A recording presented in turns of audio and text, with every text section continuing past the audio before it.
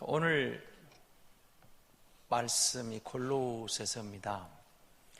여러분, 골로새서를 잘 아시는 분들은 이제 탁 떠오르는 단어가 옥중서신. 그리고 옥중서신 그러면 에베소서, 빌립보서, 골로새서 그리고 빌레몬서를 가리켜서 옥중서신이라고 그럽니다.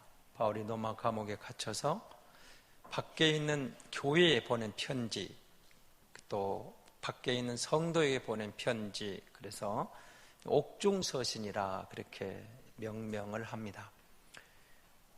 그런데 여러분, 골로새서를 여러분 집에 가서 한번 1장을 한번 읽어보시면 바울은 골로새서를 그렇게 시작합니다. 예수 그리스도가 누군가를 설명하면서 예수님이 정말 교회의 머리가 되신다는 사실을 먼저 강조하고, 그 교회의 머리가 되신 주님이 우리의 창조주다, 우리의 화목주다, 우리의 진정한 구속주다, 이 이야기를, 전개를 먼저 시작을 합니다. 그러니까 예수가 누군가를 바로 알면 바울은 이 말을 하고 싶은 겁니다. 내가 비록 감옥에 있지만 나는 이 안에서도 주님이 주시는 참된 평안을 누리고 있다. 그러니까 나는 걱정하지 말고 그곳에서 너희가 바른 믿음의 길을 바로 갔으면 좋겠다. 예수님에 대한 이야기. 그럼 예수가 누군가가 중요한 거죠. 오늘 본문 문제 그러므로 이렇게 시작하잖아요. 그러니까 바로 앞절 5절까지의 내용은 예수님이 누군가, 예수님이 그렇게 교회의 머리가 되시고 구속주가 되시고 창조주가 되시고 화목주가 되시는데, 이 예수가 한마디로 말하면 이거다, 이거면 이거 가장 올등하다, 우월하다. 제가 여러분이 늘 강조드립니다마는 예수님이 최고다, 예수님이면 충분하다, 예수님이면 더 이상 뭐가 필요 없다, 구약의 그 많은 제사도 예수의 희생양으로 끝났다, 예수 믿으면 구원받는 이거 얼마나 우리가 감사한가를 누리라, 그 말입니다. 예수님이면 됐다, 예수님이면 퍼펙트하다, 예수님이면 완전하다, 예수에 더 첨가할 것이 없다, 예수에다 뭔가 붙이려고 하면 다 사이비단들이다. 어쩌면 우리 시대에 정말 중요한 말씀이기도 합니다. 이 교회당 문을 나서면 영적 지뢰밭이 우리 곁에 널려 있습니다. 영적 지뢰밭이 널려 있어요. 그런데 예수 믿으면 구원받는다, 예수가 창조주다, 예수가 구속주다, 예수가 화목주다, 예수가 교회의 머리다. 자, 그리고 오늘 본문을 다시 보시기 바랍니다. 그러므로, 이제 결론 내릴 때 이렇게 쓰잖아요. 그러므로 너희가 그리스도 예수를 주로 받았으니, 이렇게 나옵니다. 주로 받았어요. 여러분 모두가 예수를 주로 받고 주로 믿은 사람들이죠. 그러면 예수를 주라고 말하는 이게 무슨 의미가 있을까요?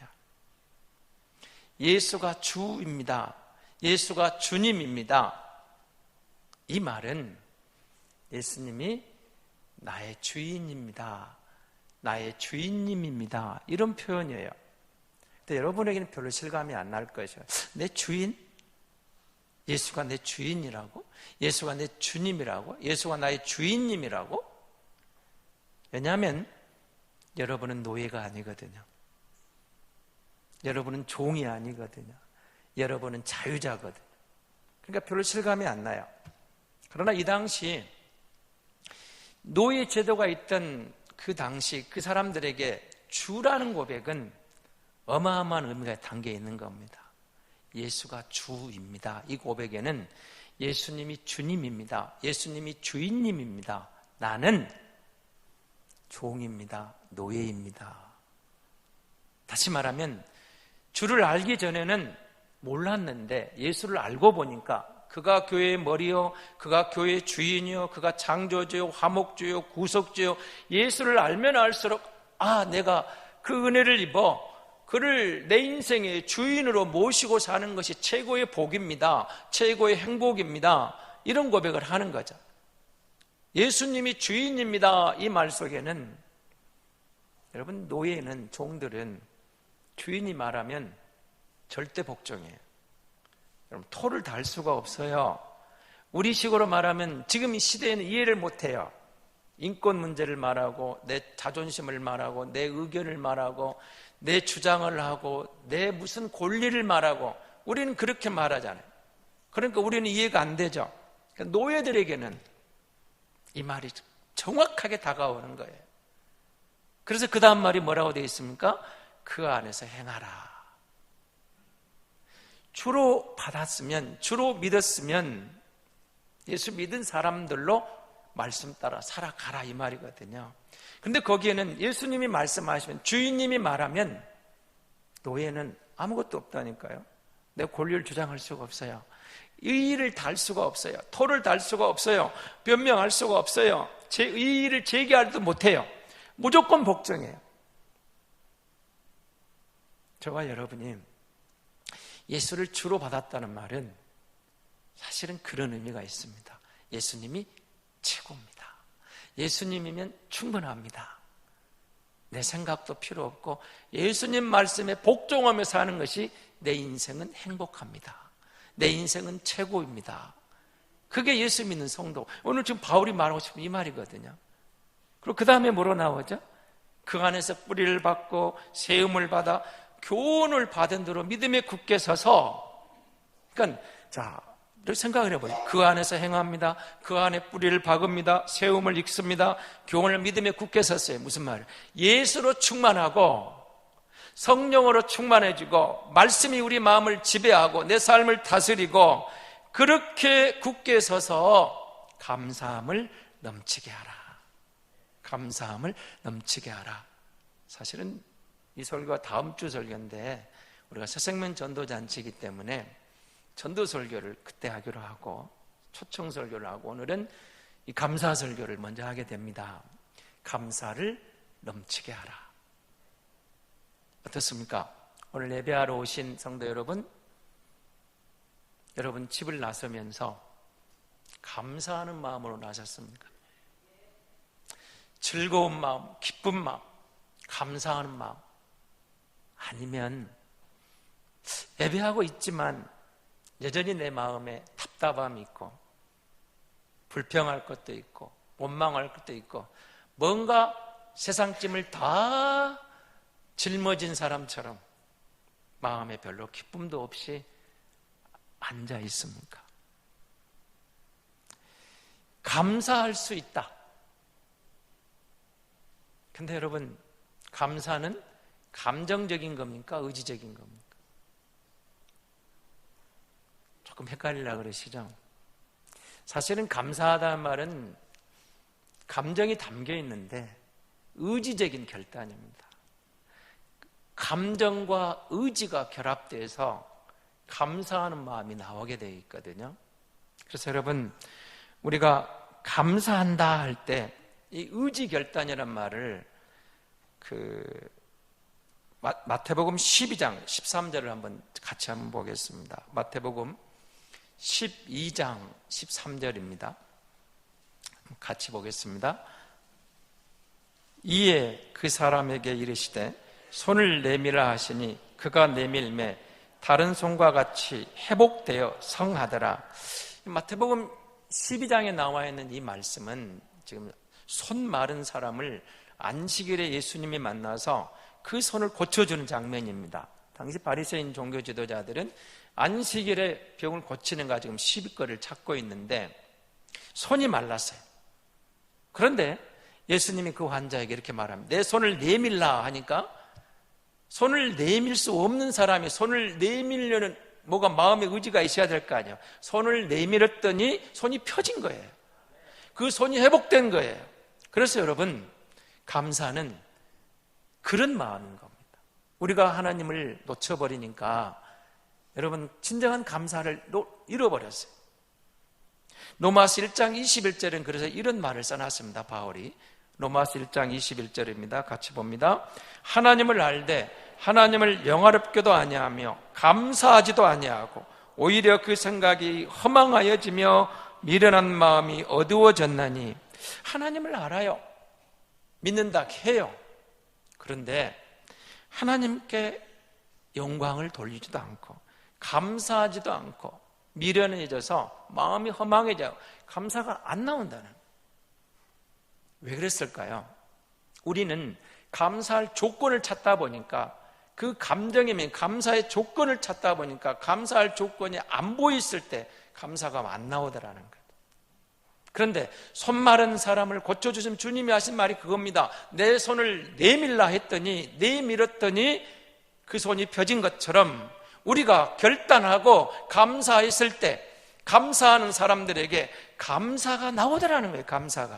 감사함으로 넘치게 하라. 이건 명령이거든요. 바울이 데살로니가에 같은 말을 하죠. 범사에 감사하라. 그렇죠. 범사에 감사하라. 저는 예수 믿고 범사에 감사하라면 사실 처음에 정말 이해가 안 됐어요. 여러분 이해가 됩니까? 쉬운 말로 저와 여러분 인생 맨날 꽃길만 걸었냐고요. 고난의 길, 힘든 길을 걸었는데 꽃길 걸을 때야 감사할 수 있는 누구나 다 하는 거예요. 힘들 때, 어려울 때, 정말 위기 가운데서 지쳤을 때, 포기하고 싶을 때 무슨 감사가 나오냐고요. 그런데 여러분 범사에 감사하라 이 말은 꽃길 걸을 때나 고난의 길을 걸을 때나 범사죠. 범사는 그럼 항상이란 말이에요. 어떤 순간에도 감사하라. 우리 본성으로는 동의가 안 돼요. 저도 이해가 안 됐어요. 정말 동의가 안 됐어요. 찬성할 수가 없었어요. 동의가 안 됐던 거예요. 저를 전도한 선배가 어느 날 그 시외를 가다가 교통사고를 당했어요. 시내버스, 그 당시 시외버스가 굴러가지고 연락이 왔습니다. 교통사고 당했다고. 그런데 이제 친구랑 가는데 그때 전화해서 들려오는 소리가 안 됐습니다. 어떻게 해요? 걱정하는 나를 향하여 그 선배가 하는 말이 딱 한마디였습니다. 감사해야지. 제가 그 전화 끊고요. 속으로 화가 났어요.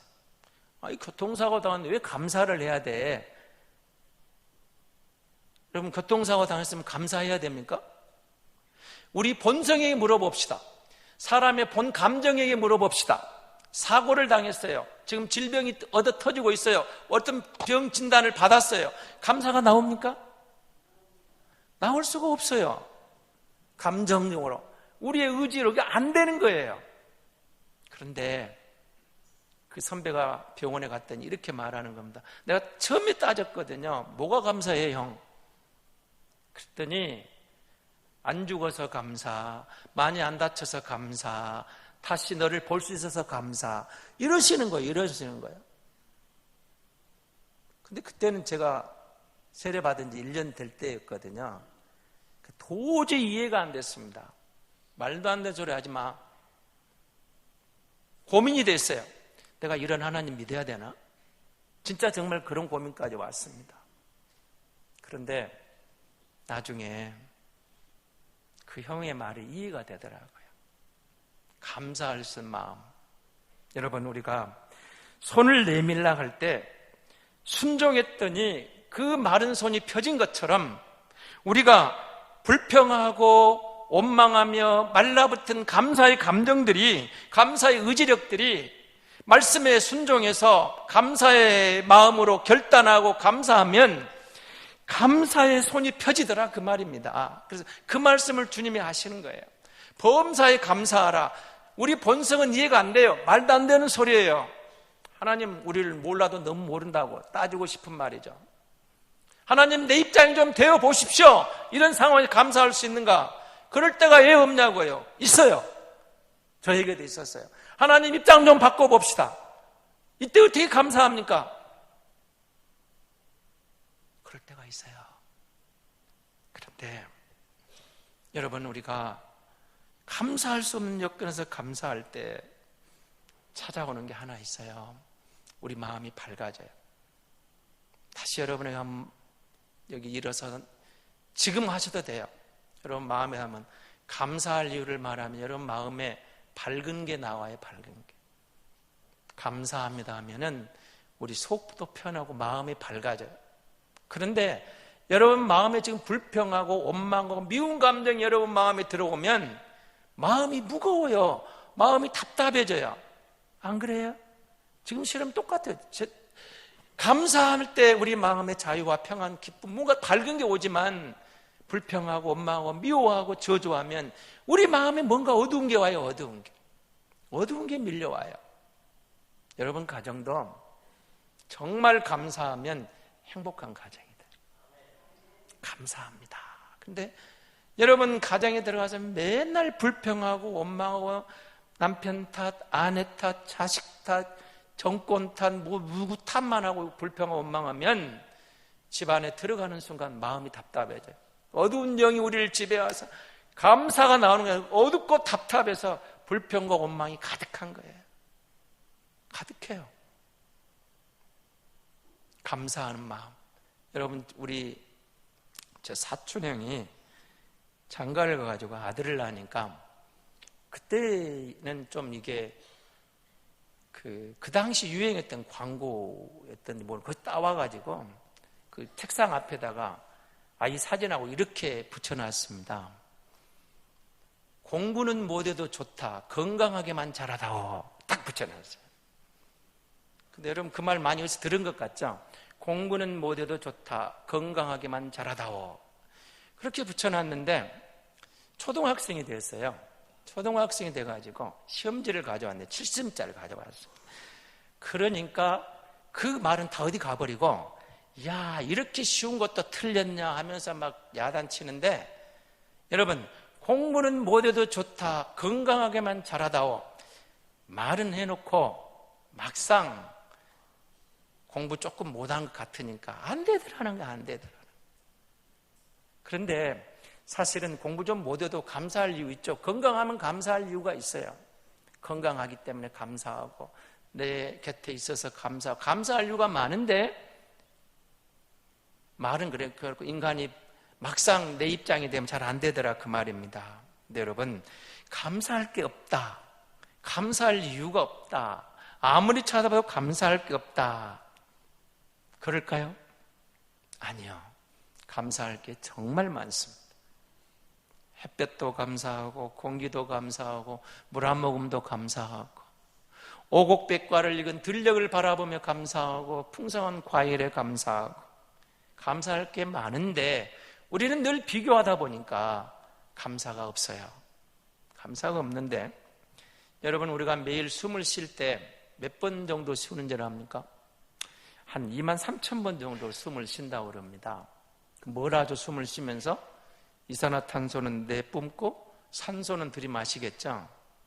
이렇게 하는데 여러분 병원에 가시면 인공호흡기를 꽂고 계시는 어르신들 환자들 본 적 있죠? 왜 인공호흡기를 꼽아요? 숨을 제대로 못 쉬니까 산소를 기계를 통해서 공급해 주는 게 인공호흡기입니다. 그럼 인공호흡기를 꽂고 있는 환자들에게 한 달간 들어가는 병원비가 얼마쯤 될 것 같습니까? 제가 물어봤어요. 의사선생님, 내과 원장님한테 오늘 오전 일부 예배 때. 그랬더니 그분이 목사님 비쌉니다. 적어도 1,000만 원 이상 됩니다. 그래요. 제가 본 책에는 800에서 1,000만 원 나왔는데 오늘 그 원장님 나가시면서 1,000만 원 이상 됩니다. 그러는 거예요. 그럼 1,000만 원만 잡아보십시오. 1년이면 1억 2천만 원입니다. 내가 숨을 쉬면서 인공호흡기를 꽂고 있었더라면 1억이 넘는 돈을 내야 되는데 여러분 숨 쉬면서 돈 낸 적 없죠? 없어요. 그냥 하나님 공짜로 주셨어요. 얼마나 이게 감사할 일이에요. 여러분 1년에 억이 넘는 돈이 내가 자연스럽게 호흡을 못하면 기계를 통해서 주면 억이 넘어간다면 여러분 70년 살았으면 70억 번 거예요. 그 이해가 잘 안 되십니까? 감사할 이유가 있는데 우리가 너무 비교하다 보니까 감사할 이유를 놓쳐버리는 거예요. 어마어마한 일입니다. 여러분 하나님께서 우리에게 주신 게 너무 많아요. 불평의 눈으로 보면 세상이 온통 불평할 게 많습니다. 불평할 게 많아요. 정말 많습니다. 그러나 감사의 눈으로 보면 세상에 온통 모든 것이 감사할 게 많아요. 감사할 이유가 돼요. 수도꼭지를 통해서 물이 나오는 것도 감사, 창문을 통해 햇빛이 들어오는 것도 감사, 내 사랑하는 가족이 옆에 있는 것도 감사, 풍요로운 음식을 접할 수 있는 것도 감사, 자유롭게 예배당에 올 수 있는 것도 감사, 주님을 마음껏 예배에도 할 수 있는 방해꾼 없는 것도 감사. 모든 것 주신 걸 돌아보면 감사할 게 많아요. 근데 여러분, 감사의 비밀은, 혹시 여러분 그 약수터 다녀보신 적 있습니까? 어렸을 때? 저는 그 약수터 갈 때 이렇게 통 하나 들고 가서 조금 빨리 가면 물을 빨리 길러오는데 늦게 가면 막 열댓 명 아니면 수십 명 줄 서 있을 때도 있어요. 근데 제가 그때 놀란 건 그거예요. 줄을 서 있으면서 한 번도 고민하지 않았어요. 오늘은 물 못 떠갈 거야 고민한 적이 없어요. 대신 이런 고민을 했어요. 좀 늦게 와서 시간이 걸리겠구나, 그런 생각은 했지 한 번도 오늘 물 못 떠간다고 고민한 적이 없거든요. 근데 신기해요. 그 옹달샘이 큰 것도 아니에요. 계속 퍼내는데 수십 명이 있어도 다 물을 가져가요. 계속 나와요. 퍼가도 또 나와요. 또 나와요. 신기하지 않아요? 하나님께서 주시는 감사가 그런 거예요. 우리 안에서 감사를 퍼내면 감사가 계속 흘러나오는 거예요. 흘러나와요. 감사의 열매가 나와요. 끝없이 나와요. 끝없이. 그냥 거기에 멈춰 있지만 퍼내면 퍼낸 만큼 우리 교회를 가득 채우고도 나는 감사가 나오더라, 그 말입니다. 약수터의 비밀, 감사의 비밀이에요. 감사의 비밀, 감사의 비밀. 그런데 여러분, 왜 우리가 감사하지 못할까요? 사실 우리말로 하면 이 은혜라는 단어가 헬라어로 카리스라는 단어입니다. 그런데 감사라는 단어는 유카리스티아라는 단어예요. 근데 딱 들어오는 게 있죠. 은혜라는 카리스에다가 유라는 접두어를 붙여놨어요. 여러분, 감사가 뭐냐고 지금 헬라어적으로 설명하냐면요, 은혜가, 이 유라는 접두어가 좋다라는 말이거든요. 은혜가 좋다. 그러니까 여러분, 자녀를 길러보셨으면 아시겠지만 자녀들이 언제 부모에게 감사할까요? 돈 줄 때입니까? 언제 감사합니까? 자식 낳아보면 저로 감사가 나오죠. 근데 뭘 줘서가 감사가 나온 게 아니고 부모의 은혜를 깨달으면 감사가 나와요. 정말 그래요. 부모의 은혜를 깨달으면, 내 부모를 다른 부모와 비교하면은 뭔가 감사 안 할 수 있는 조건이 있을지 모르지만 내가 그 부모의 은혜를, 우리 아빠가 이렇게 했겠구나, 우리 엄마가 이렇게 했구나. 그러니까 여러분, 아이를 낳다가 엄마 생각하고 울잖아요. 엄마, 친정 엄마만 생각하고 눈물이 나오잖아요. 우리 아빠도 내가 그때는 이해 못했지만 가장으로 힘들었겠구나. 그 아빠의 은혜, 엄마의 은혜, 부모의 은혜를 깨달으면 너무도 자연스럽게 자식이 부모에게 감사해요. 여러분이 감사합니다 전화 오는 거, 이놈이 오늘 철이 들었구나. 철이 든 거는 은혜를 깨달은 거예요. 은혜를 깨달은 거. 유카리스티아. 은혜를 깨닫고 보면, 하나님의 은혜를 체험하고 보니까, 하나님의 은혜를 깨닫고 보면 너무 좋은 거예요. 우리의 본성이 감사가 안 됐는데, 감사할 수 없었는데 하나님의 은혜를 경험하고 보니까 범사에 감사라는 그 명령이, 감사할까 말까 선택하라는 게 아니잖아요. 명령형이에요. 감사하라. 감사가 넘치게 하라. 아니, 하나님, 이게 말이 되는 소리냐는 그런 상황에서 감사하라 할 때 하나님의 은혜가 내게 넘치고 보니까 감사할 이유가 생기더라는 거예요. 하나님의 은혜를 경험하고 보니까 하나님의 은혜가 좋습니다. 하나님의 은혜가 감사합니다. 그러고 보니까 그 상황에서도 인간적으로는, 본성으로는 감사할 수 없었는데 보이지 않는 하나님의 자비로운 손길이 느껴지는 거예요. 그 말씀에 서서 보니까, 그 말씀으로 재해석해 보니까, 그 상황을 되돌려 보니까, 말씀으로 풀어 보니까 이것도 하나님의 은혜였던 거예요. 그래서 눈에 보이는 생각대로 하면은 감사 안 됐는데 그 은혜를 경험하고 보니까 그 상황이 감사가 되더라는 거예요. 여러분, 그 열대 과일 가운데 어떤 과일을 좋아하십니까? 여러 가지 과일들이 우리나라에 많이 들어와 있죠. 근데 어떤 분이 맛베리라는 과일을 소개를 해놨는데, 제가 아직 맛베리를 못 먹어봤습니다. 한번 꼭 먹어보고 싶은 과일인데 우리나라에 들어왔는지 모르겠어요. 블루베리는 들어보셨죠? 무슨 스트로베리. 그러니까 가만히 보니까 베리란 말이 그 사람들한테는 과일이라는 뜻 같잖아요. 딱 이제 짚어보면은. 근데 맛베리를 그분이 소개하면 이렇게 소개를 했습니다. 이 맛베리가 아프리카 사람들에게는 그야말로 신비로운 과일이라는 거예요. 왜냐하면 이 과일을 먹고 나면 다른 모든 것이 그냥 맛이 살아난다는 거예요. 신과일을 먹고도 이걸 먹고 나면 달게 느껴진다는 거예요. 그러니까 이 맛베리는 그야말로 맛을 내는 과일이에요. 어떤 상황, 어떤 과일을 먹어도 이 과일을 먼저 먹고 나면 실은 신 것, 단 것, 짠 것, 이렇게 소용 다 맛이 난다는 거예요. 맛베리. 혹시 드셔보신 분 있습니까? 저는 아직 안 먹어봤으니까 드셔보셨으면 다음 주에 딱 하나 갖고 오셔야 됩니다. 그 맛베리가 모든 음식에 맛을 낸다 이렇게 되어 있어요. 그렇다면 저와 여러분 예수 믿는 성도인데 우리 신앙에 맛베리 역할을 하는 게 있다는 거죠. 그것이 감사예요. 감사. 여러분, 하나님의 은혜를 바라보고 은혜가 너무 좋아서 감사했더니 모든 신앙이 살맛 난 거예요. 살맛 나는 거. 신앙에 맛이 있어요. 말씀이 맛이 있어요. 기도가 재미가 있어요. 예배가 즐거워요. 다음 주일 전도 새생명 전도 부담이 아니라 그래 감사함으로 하면은 다가가기 어려운 이웃에게 초청장을 주는 마음이 생기더라는 거예요. 감사함으로 나아가면 감사가 넘치게 하라. 감사가 넘치게 하라. 예수 믿는 성도에게 이 감사가 넘치게 하라. 여러분, 아무리 생각해도 범사에 감사한 말은 제가 말씀드린 대로 이건 이해가 안 되는 말이죠. 근데 정말 은혜를 깨달으면 은혜가 너무 좋아서 감사하지 못할 게 없더라 그 말입니다. 은혜를 깨닫게 보니까 여러분 우리 안에 그 감사함이 아까 제가 감사가 감정적인 것보다 의지적이라고 그랬습니다. 감사함으로 결단을 내리면 감사의 줄기가 열매가 줄줄줄 따라오더라 이 말이에요.